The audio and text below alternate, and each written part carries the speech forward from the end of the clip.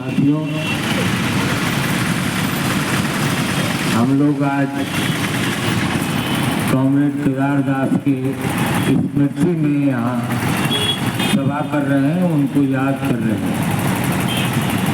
केदार दास को हम याद बड़े लीडर से इसलिए नहीं कर रहे हैं।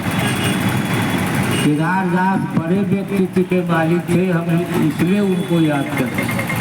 और इस शहर में मजदूर आंदोलन की जब चर्चा होगी, इस शहर में जो मजदूरों की चर्चा होगी तो इस शहर के 3 नेता का नाम आएगा। अभी तक चौथा नेता नाम में नहीं आया। पहला नेता जो है सरदार हजारा सिंह, जिनके सीने से ट्रक चढ़ाया गया था 1939 में, और वो गेट पर शहीद हुए थे। और ट्रक चढ़ाने वाला देश का मिनिस्टर था, देश का मिनिस्टर था वो, जिसने ट्रक चढ़ाया हजारा सिंह पर। लेकिन हजारा सिंह पर जब ट्रक चढ़ा, 3 नेता के मैं नाम इसलिए ले रहा हूँ कि दूसरे थे अब्दुल बारी, जो महात्मा गांधी से मिलने पटना जा रहे थे, उनकी हत्या हुई। और तीसरे नेता केदार दास आंदोलन के क्रम में जब जुलूस लेके जा रहे थे, कहाँ जो यहाँ के राष्ट्रपति हुए प्रणब मुखर्जी, इस्पात मंत्री आए हुए थे, यहाँ हड़ताल चल रहा था, जुलूस लेके जा रहे थे, तो वहाँ जब लाठी चली, क्योंकि पोस्टमार्टम नहीं हुआ, लेकिन लाठी चलने के बाद जो घायल हुए, उसके बाद उनका देहांत हुआ। मेरे कहने का मतलब ये कि ये शहर सुर्ख है कॉमरेड हजारा सिंह के लहू से, बलिदान दिया है अब्दुल बारी ने, और अपने लहू से कॉमरेड केदार दास ने सींचा है। इसलिए जब हम केदार दास ने यूनियन नेता के हैसियत से नाम लेते हैं, सिर्फ नाम लेते हैं, तो रामायण का एक चर्चा कर दे कि राम जब रावण वध करके अयोध्या लौटे तो भरत से मिलते थे।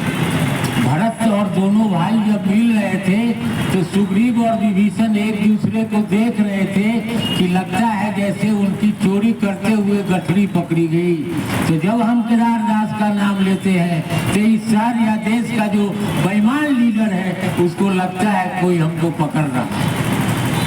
केदार दास का नाम पर हम चर्चा इसलिए, अभी की सरकार की तो आलोचना करते ही है, मजदूर विरोधी है, घनघोर मजदूर विरोधी है, ये अडानी अंबानी का आदमी है। लेकिन इसके पहले की सरकार ने भी मजदूरों के साथ कुछ अच्छा नहीं किया।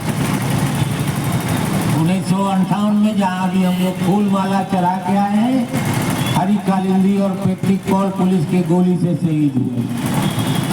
और केदार दास जब हड़ताल किए थे तो उन पर उस जमाने में देशद्रोह का मुकदमा चलाया गया था, उनको सजा दिया गया था।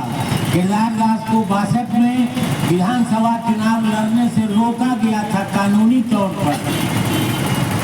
और उसके बाद जब केदार दास नेतृत्व कर रहे थे इंजीनियरिंग मजदूरों का, तो 25 मजदूरों को बर्खास्त किया गया और 50 मजदूरों को वहाँ की सरकार ने जेल में लिया। अंत में जिस लड़ाई में केदार दास मारे गए हैं, उस लड़ाई में 1981 में 400 से 500 मजदूरों को महीनों जेल के अंदर बंद रखा गया। अभी की सरकार नहीं थी,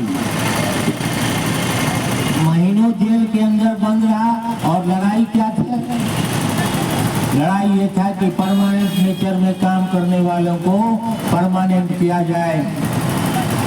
और केदार दास ने सिर्फ यही नहीं किया, केदार दास ने इस व्यवस्था को, यहाँ जो लोग न्यायपालिका का ढोल पीटते हैं कि न्यायालय में जाओगे, कोर्ट में जाओगे तो फैसला होगा, तो केदार दास की लड़ाई ने कोर्ट को भी नंगा किया है, विधायिका को भी नंगा किया है, चीफ मिनिस्टर को नंगा किया है, एमएलए एमपी को नंगा किया है, और कार्यपालिका जो है एसपी डीसी सारे लोगों को नंगा करके खड़ा कर दिया कि तुम ये किस तरह मजदूर विरोधी हो।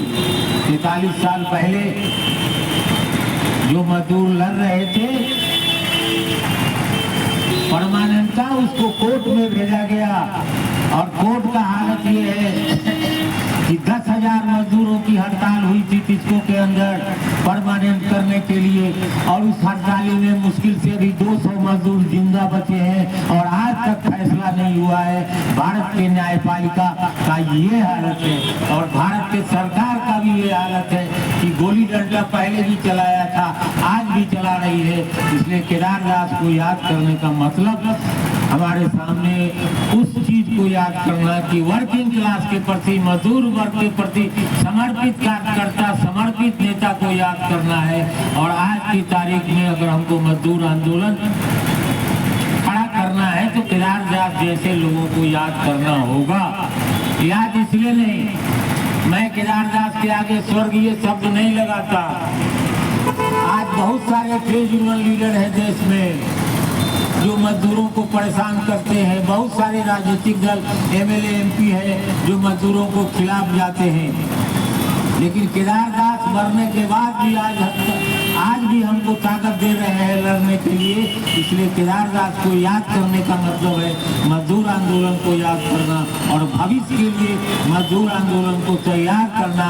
इसलिए केदारदास को याद करते हुए हम इतना ही संकल्प लेना चाहते हैं, चाहे जो भी हो जाए मजदूर आंदोलन को मजबूत करना है और मजबूत ही नहीं करना है। हम आंदोलन करके केदारदास के आंदोलन के परिणाम स्वरूप आज टिस्को के कर्मचारियों को जो तनख्वाह मिल रहा है, टेको को मिल रहा है, स्टील प्लेट को मिल रहा है वो प्राप्त तो कर ली, लेकिन राजनीति के उलटफेर होने की वजह से आज उनका हालत खतरे में है। परमानेंट जो थे वो हो गए, उनके जगह पर ठेकेदार मजदूर बहाल किया जा रहा है। इसलिए केदारदास को याद करने के हम ये कहना चाहते हैं कि मजदूर आंदोलन मजबूती से हो और इस देश के मजदूर वर्ग को राजसत्ता को अपने हाथ में खींचने के लिए लड़ाई लड़ने की तैयारी करनी होगी। और इसी लड़ाई में हमारे देश के मजदूर के सामने जो कुछ आंदोलन में कमजोरी आई है, कमजोरी का कारण है इस देश में सांप्रदायिकता,